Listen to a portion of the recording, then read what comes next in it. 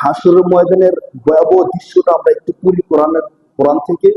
কোরআন শরীফের মধ্যে যখন বলা হলো ইয়াউমা ইয়াফিরুল মারউ মিন আখিহি ওয়া উম্মিহি ওয়া আবিহি ওয়া সাহিবাতিহি ওয়া বানিহি, আল্লাহ বান্দাকে বলতেছে, বান্দা এমন এক কঠিন মুহূর্ত তোমাদের সামনে আসবে, যে কঠিন মুহূর্তে তোমার জন্মদাতা বাবাকে তুমি ভুলে যাবা।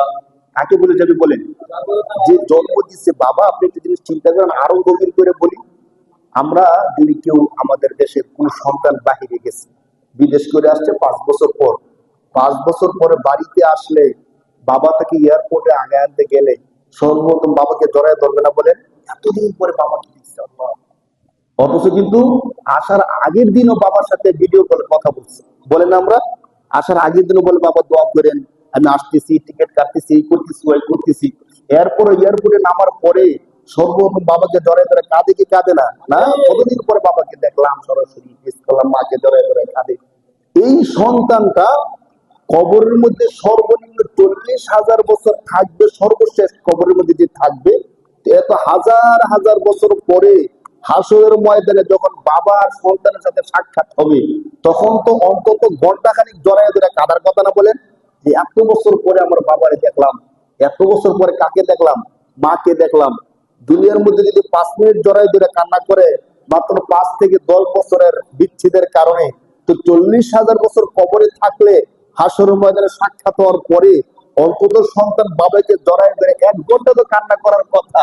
1 ঘন্টা কান্না করবো দূরের কথা, আল্লাহ তাআলা বলতেছেন ইয়াউমা ইয়াফিরুল মারউ মিন আখিহি ওয়া উম্মিহি ওয়া আবিহি ওয়া সাহিবাতিহি ওয়া বানিহি। সেদিন সন্তান বাবাকে দেখে মায়া দেখাবে, বাবা সন্তানকে দেখে মায়া দেখাবে, স্ত্রী তার স্বামীকে দেখে ভালোবাসা প্রকাশ করবে, দূরে থাক, পলায়ন করবে। কি করবে বলেন? দূরে দূরে চলে যাবে। বাবাকে দূর থেকে দেখলে সে দৌড়ে পলায়ন করবে। কেন পলায়ন করবে?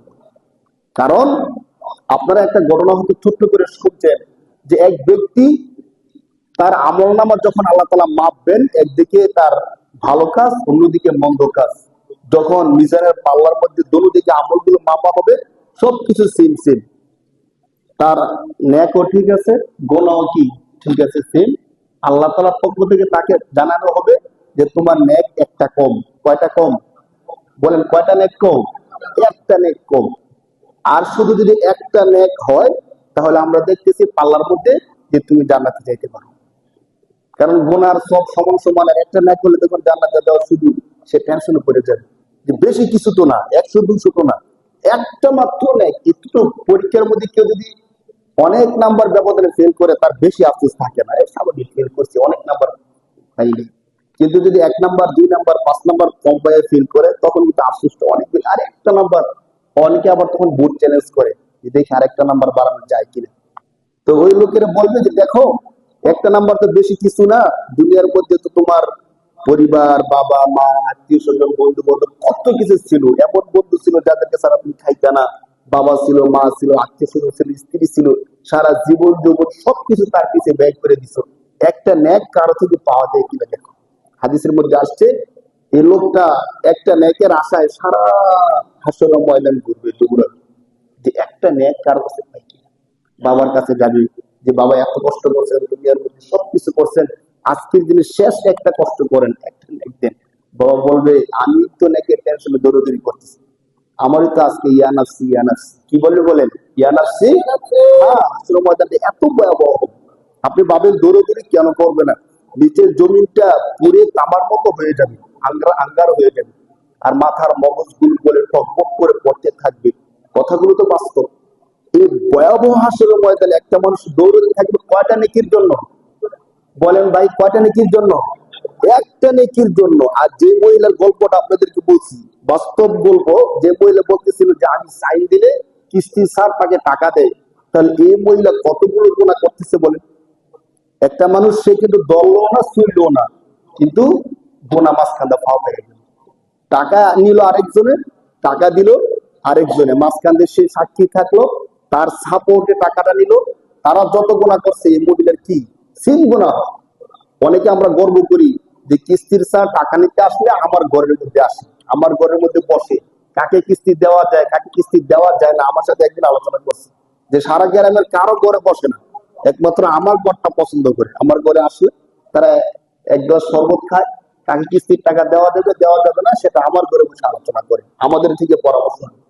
মানে কি একটা ক্রেডিট বুঝেছে। অথচ ইসলামী শরীয়ত যদি সে জানতো যে আপনার এতটুকু সাপোর্টের কারণে তারা যে গুনাহ করতেছে আপনি সেম গুনাহ করতেছেন।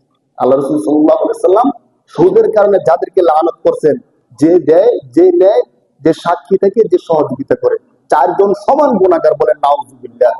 এই জন্য আমরা সতর্ক থাকলে 100% সতর্ক থাকি।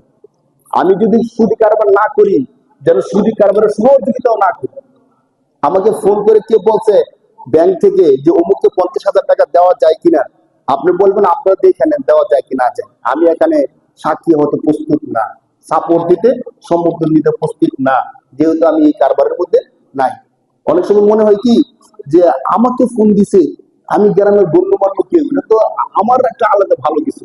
ব্যাংক থেকে বা ম্যানেজার আমাকে ফোন দিছে যে অমুকে 1 লাখ টাকা দেওয়া যায় কিনা, অমুক কি, এটা তো আমার একটা ক্রেডিট না ভাই। আপনার ক্রেডিট ঠিক আছে, কিন্তু এই ক্রেডিটের কারণে কত লক্ষ গোনা আপনার আমলনামায় জড়ো হয়ে যাবে আপনি কি জানেন?